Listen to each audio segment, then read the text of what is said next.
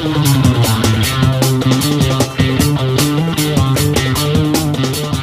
Fire 88.5 2 Triple R. You can find out more on my Instagram at Quiet Fire Radio. You are on Quiet Fire. My name is Jeremy, and I have the absolute joy of welcoming to the show Sarah Bernardo, who is the lead singer of Sydney band Dirty Spells. How are you, Sarah? I'm doing great. Thanks for having me. We are, of course, live from the Quiet Fire home studio, which is not in Hunters Hill like the rest of the station. It's at an undisclosed location. Sarah and I were just talking a moment ago about what gestures we're going to be doing once we get free from quarantine, how we're going to embrace our friends, touching each other's faces, licking people's ears, things like that. What do you think is going to be the new sort of most acceptable form of greeting to your friends post-quarantine, Sarah?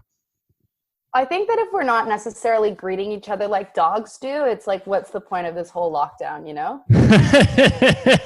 I do agree. But on to more serious matters. Dirty Spells released your most recent single, Outside in December. I've been enjoying it a lot. I've been playing it a bunch on the radio, both on this show and on Brekkie as well. Tell me a little bit about how Dirty Spells are doing under quarantine conditions at the moment. What are you guys up to? So we are currently writing our next EP.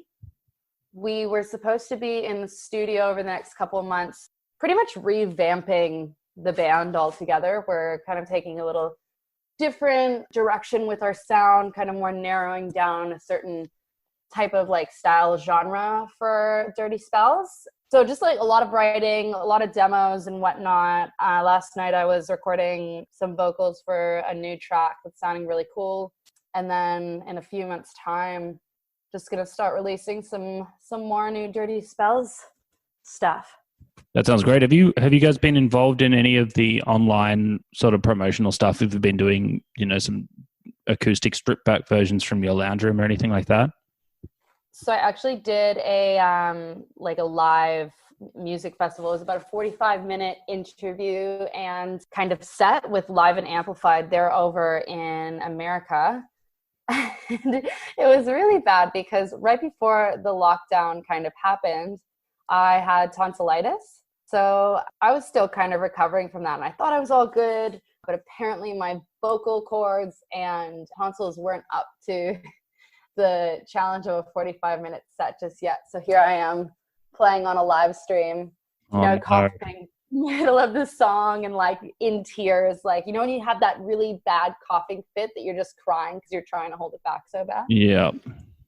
And you've got no idea how many people are viewing. Like, I mean, if this was on the stage, at least you're kind of like, oh yeah, there's only 80 odd people will ever remember this. But online, who knows how many people will see it. Yeah, and he, the guy that I did the interview with, he's like, oh, did you want me to post some of your clips up onto our page? And I'm just like, no. But that's okay. We're going to do another interview with them in a few weeks' time anyways. We really like working with them, doing interviews and whatnot. Super nice guy.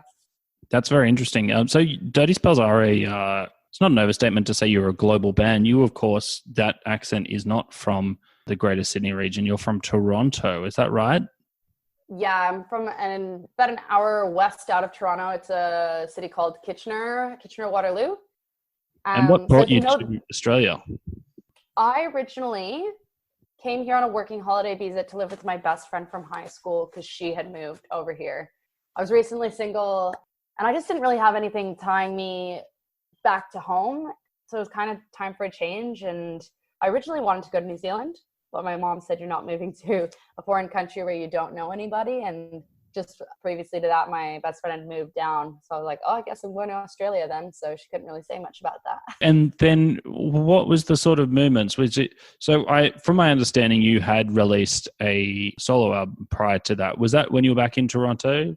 Yeah. So I recorded that record back at home with a good mate of mine, Zach Gerber at Skytrack Studios. And we did that the week before I moved to Australia. And it was really funny because I tend to get like strep throat or tonsillitis a lot. I also had strep throat through the whole process of recording that record, but it was one of those things that kind of had to get done. We were on a short schedule, but it ended up pretty good. And we still play some of the tracks off that record in Dirty Spells. Yeah, it's a great record. I did listen to it a bit. Not, I wouldn't say I listened to it extensively, but I did listen to it a bit in preparation.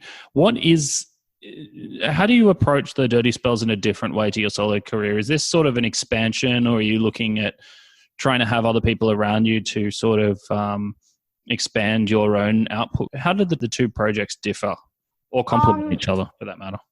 So I had always done the solo acoustic stuff, but I loved working with other musicians and being in like a band. I just love that kind of energy and environment to make music and play.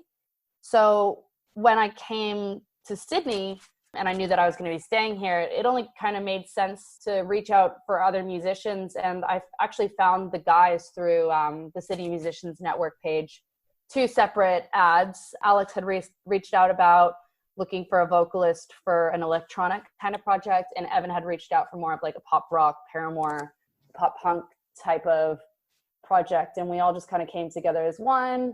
I'd released the album, did a show over in Canada, and then had a show here. And I was like, let's play these songs.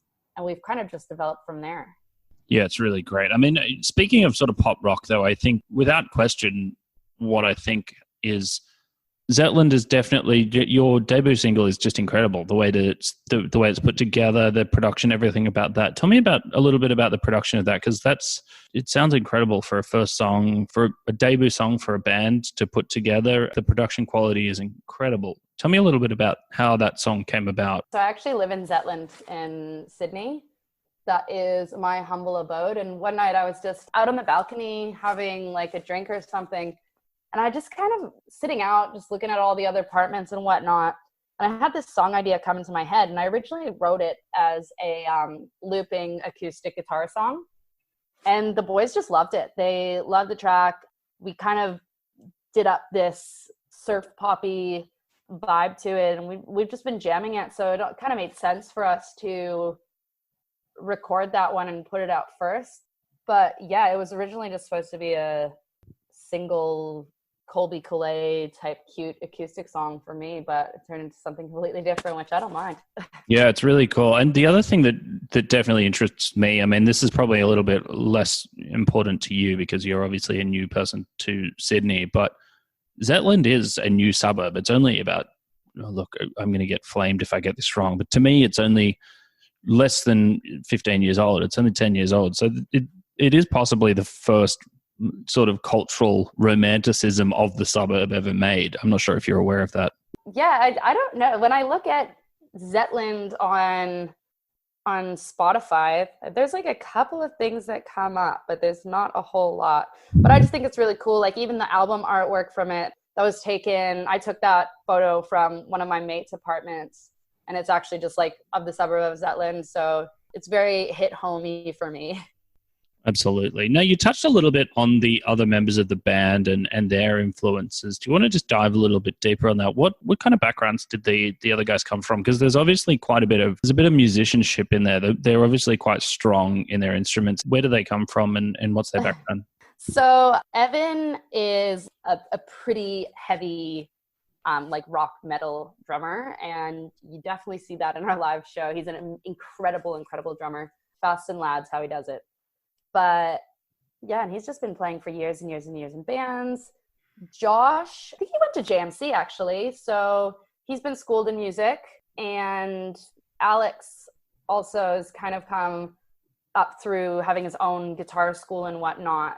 But in the next kind of coming phase of Dirty Spells, we'll definitely still have him on the guitar for a few of the songs. But he's taking over my place and playing the bass. Which he's an incredible bassist, yeah.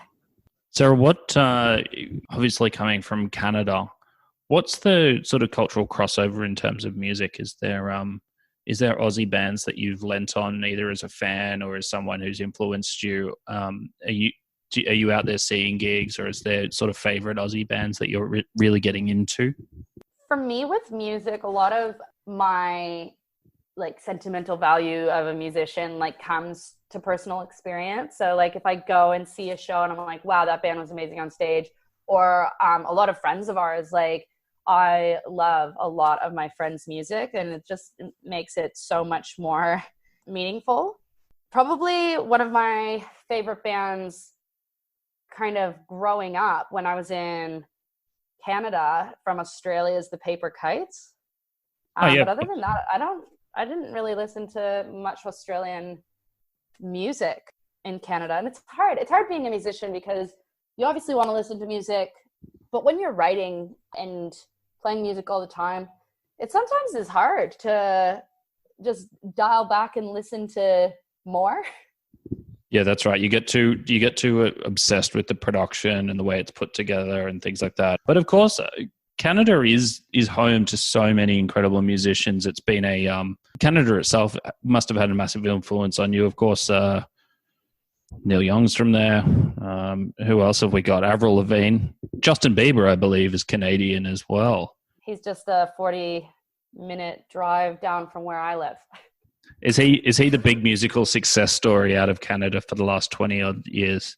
I think with him, people are a very love-hate relationship with the Biebs because they're like, oh, America can have him. But then they're like, oh, no, we love the Biebs. But I think he's definitely one of the biggest pop names to come out of Canada, and especially come out of such a small town where he's from. Absolutely. And he was the first person to really break that YouTube sort of thing as well, wasn't he?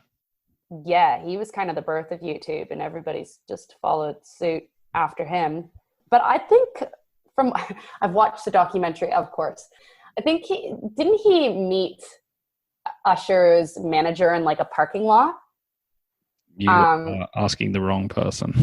You please tell me the story. Yeah, but then I think like after that they ended up finding his stuff on YouTube, and they're like, okay, let's do something with this kid.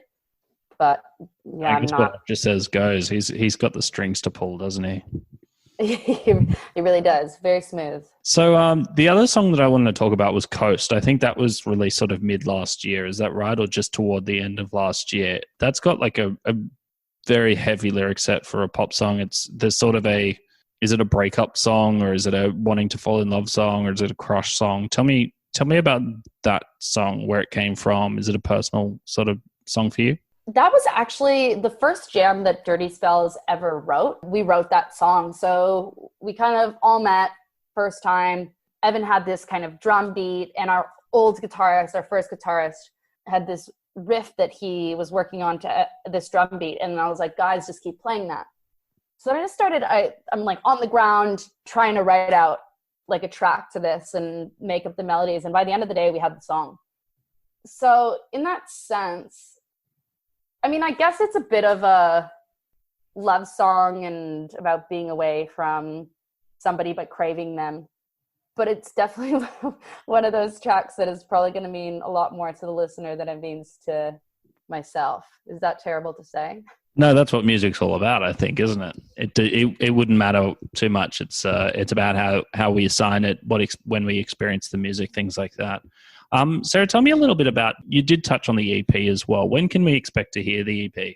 I would have had an answer for you a few weeks ago, but it's going to be our first EP, and I don't think we necessarily want to release it under these lockdown kind of rules and stuff. We want to make it the best experience for us as a band, and also for our fans, our potential fans, friends, to be out, come hear the songs, come see them live, all kind of in the same time frame, rather than being like, oh, we released this song in June, but we actually can't play it live at a venue until next March. We just don't really know what's going on exactly. So we will be recording them. In terms of release, to be discussed, but we are working on some stuff in the background to definitely keep you interested and occupied while we're not on the circuit. Sarah, I really appreciate you putting some time aside to chat with me here at Quiet Fire today. If you could add one song to a quarantine playlist for 2RRR, what would you add? Well, obviously it would be Outside In, because that's my favorite Dirty Spells song. It's kind of about not really caring what society thinks about you and being your own person, but also kind of feeling left out of, I guess it's a little about not being the popular kid, but not really caring.